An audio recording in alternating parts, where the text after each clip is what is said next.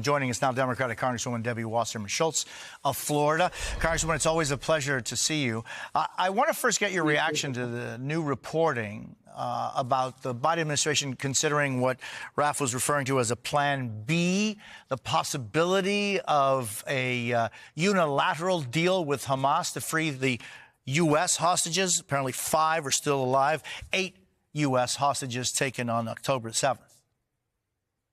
Well, I agree with Secretary Blinken in that the obvious and best way to get all the hostages home, including the U.S. hostages, is for Hamas to agree to the deal that Israel has already agreed to, that has been negotiated with Qatar, Egypt, and the United States, and presented by President Biden. That will get all the hostages home. That will free Gaza from Hamas, which is really why the strife and death and destruction has occurred from the very beginning, and it would make sure that we could get to a point where, in the later stage of the deal, begin a plan towards the revised governance of Gaza.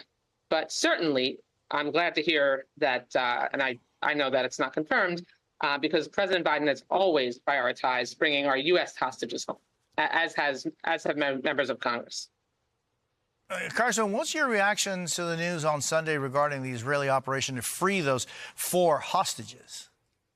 Well, I mean, the joy in the faces and the reunions of these hostages who have been brutalized for 8 months since October 7th and the reuniting with their families was just amazing. And, you know, I'm so proud of the operation to get them out, and Hamas, again, should be condemned because they leave civilians, their own people, in harm's way. They use them as human shields. It's part of their strategy, Jose, because they want to turn the world against Israel. And then they fire on the Israeli IDF soldiers who are trying to get them out. So that means that they likely injured and killed some of their own people. It's an outrage, and the world needs to understand that this whole thing would be over if Hamas would release the hostages and commit to a new governance structure and accept this deal.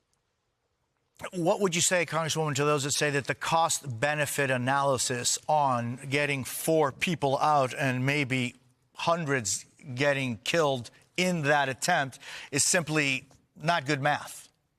But the loss of human life, innocent life, is always tragic, but Hamas is putting their own people in harm's way on purpose. These people were injured and killed because Hamas is sworn to Israel's destruction, because Hamas wants to kill Jews as part of the foundation of their organization. And if they simply release the hostages and end their being sworn to Israel's and Jews' destruction, then that harm never comes. And at the end of the day, we have to make sure that a sovereign nation is able to keep their own people safe.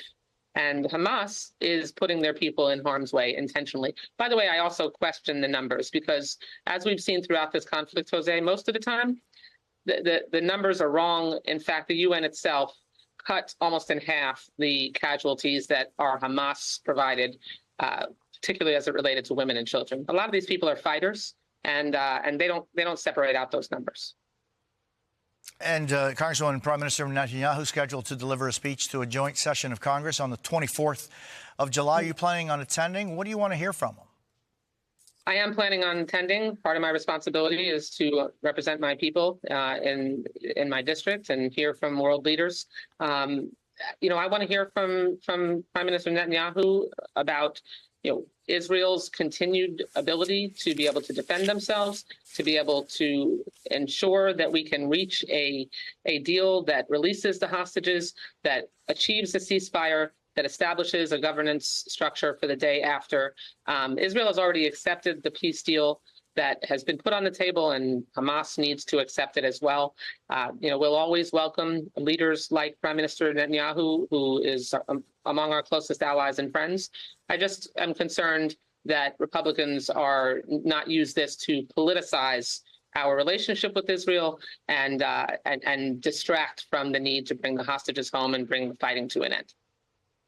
Congresswoman Debbie Wasserman Schultz, I thank you so much for being with us this morning. I appreciate your time. Thank you as always, Jose.